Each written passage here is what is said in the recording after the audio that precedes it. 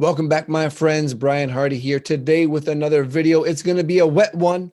It's going to be a great one. It's going to be a hydrating one because we're talking all about water. That's right, H2O, how to filter it, what to look for, how to know if you have good water, not so good water, what to do about it, and much, much more. So stay tuned because it's going to be great.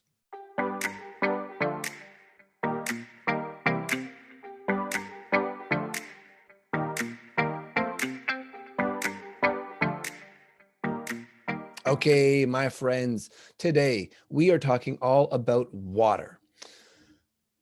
Why you must filter it, why you got to really pay attention to the source of your water, to the quality of your water, and what you can do at home right now to improve your water situation. So first off, let's just cover that water is not only the foundational element that makes biological life on this planet possible, but it is also something that carries information and which can be altered, both in terms of filtration, structure, pH, and minerals. So those things are the most important aspects to look at when thinking about your home water setup for drinking, for bathing. Yes, you must filter your bathing water because your skin absorbs what it is in contact with and you inhale what becomes vaporized in a hot shower. So that is a very, very important piece. Now, I have been talking about these things for the last 7 or 8 years and never made a video about it. So that's what today is all about. It's to really explore these things and to give you access to the resources that I use, the recommendations that I give, the products that I have in my own home and that we've installed under our sink, in our shower, and otherwise, and give you the best chance to give yourself that foundational base level of clean, hydrating, healthy water. Okay, so don't worry about taking notes because I will link in the description below this video or in the show notes if this is a podcast you're listening to.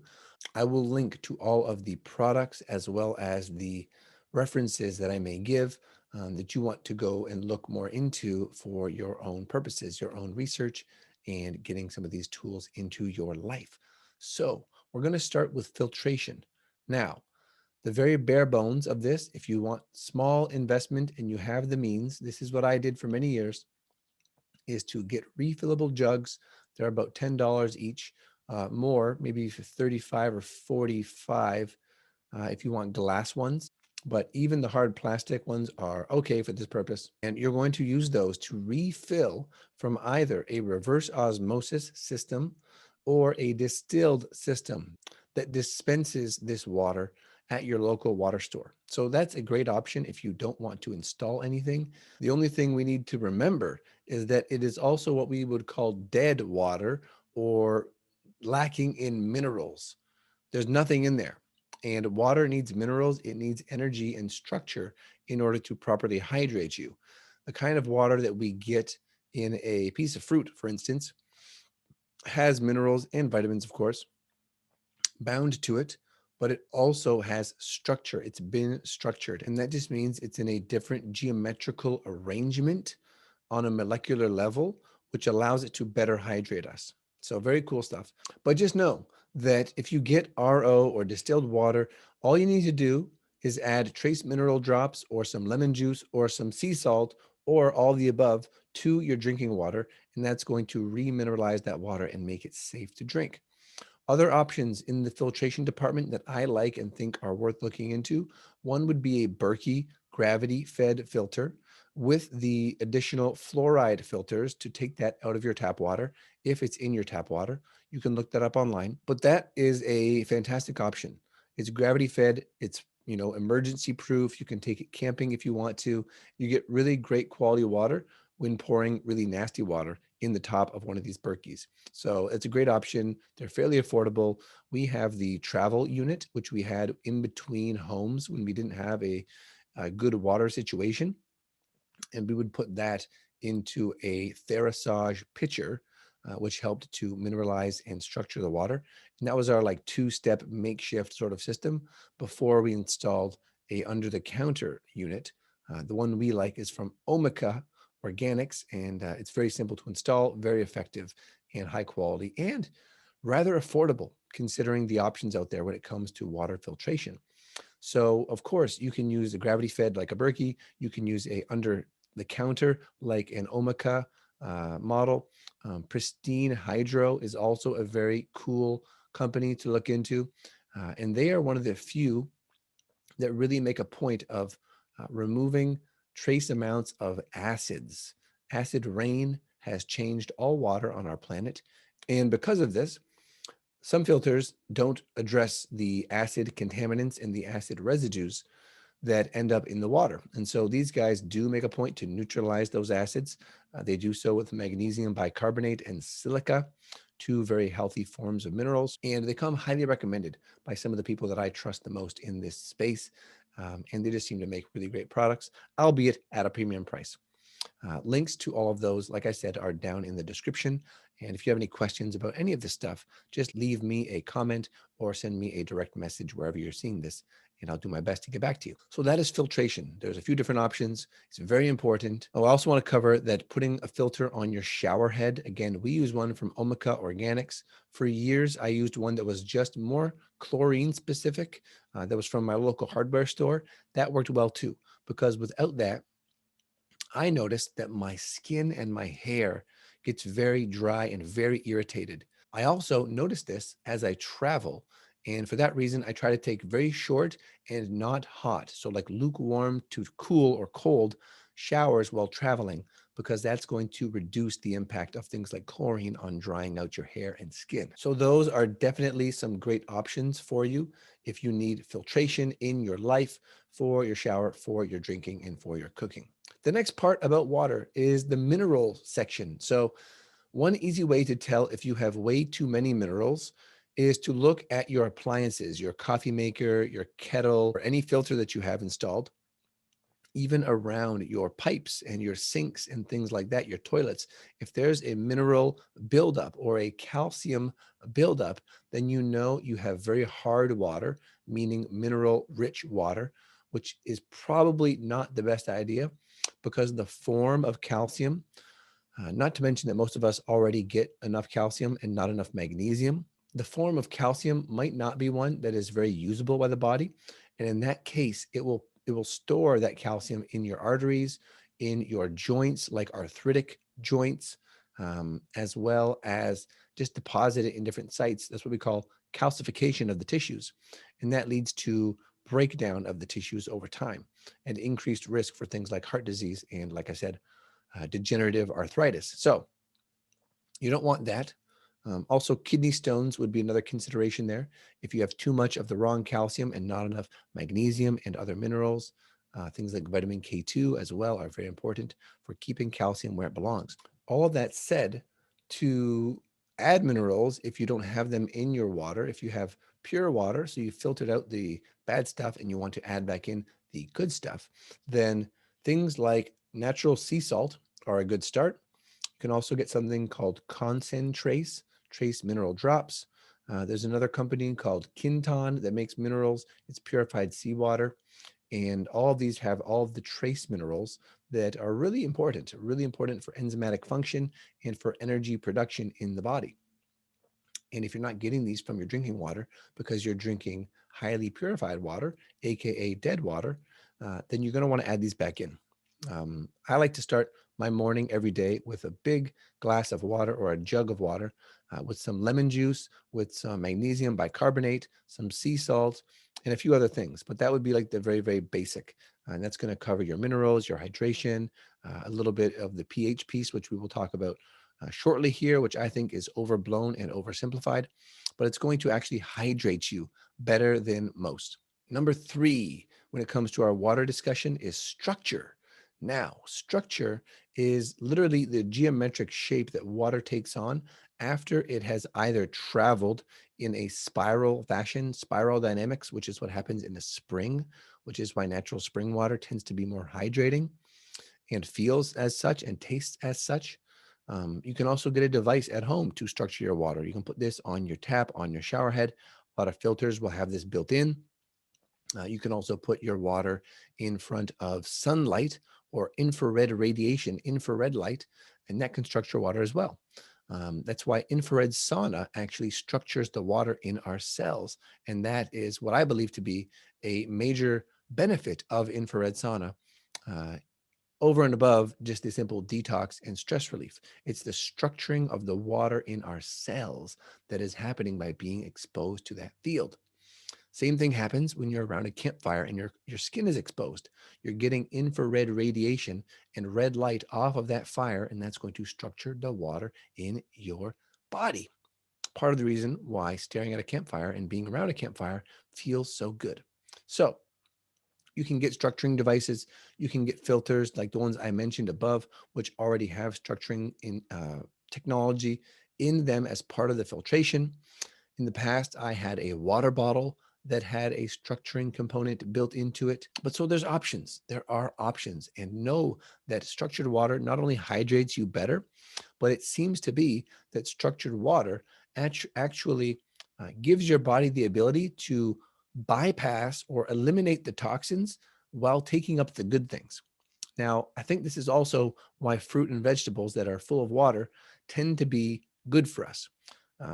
Those plants can transform the water into a usable form, structured water, and can neutralize some of the toxicity that might be present otherwise, so that we can enjoy these things and our body is going to work. It's like this built-in, really cool protection mechanism in nature, which is that the structured water, even though chemically it might have things in it that you don't want to consume, those things might also, it seems like, are better flushed out of your system when you're consuming it. So it's like you can consume it, but it's not going to accumulate, which is really cool. And just shows you why structuring our water is so, so, so important. Okay, last but not least, we're going to talk about pH. Now, a lot of waters are advertised to be alkaline water. People are really obsessed with the alkaline water craze. Now, it's true that for the majority of our drinking and bathing water, we want slight, very slight alkalinity, like 7.5. No more than 7.5 is typically what's best. Now, there are machines, some of them being very expensive machines. You might have heard of one that starts with a K and rhymes with Angen and is touted as this miraculous health device. And I don't believe it's the case. I think these are actually misleading claims and that it's dangerous to consume high pH water for any prolonged period of time, particularly if you're consuming that water with a meal. Just to back it up a little bit here, acid-base science, if your stomach, which is supposed to be very acidic, I think it's like 2.5 or 3.5, in between that range of stomach acid, which is required to digest particularly proteins and to break down and absorb the minerals that we eat in our food. We need that acidic stomach. It also protects us from pathogens, parasites, bacteria, whatever.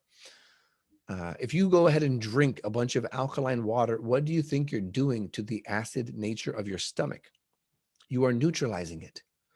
This is not good. This is very, very, very unwise to do. So when I hear of people, I had a client just recently tell me she drinks 9.5 pH water from her Kangen machine every day. And she spent $5,000 on this stupid thing.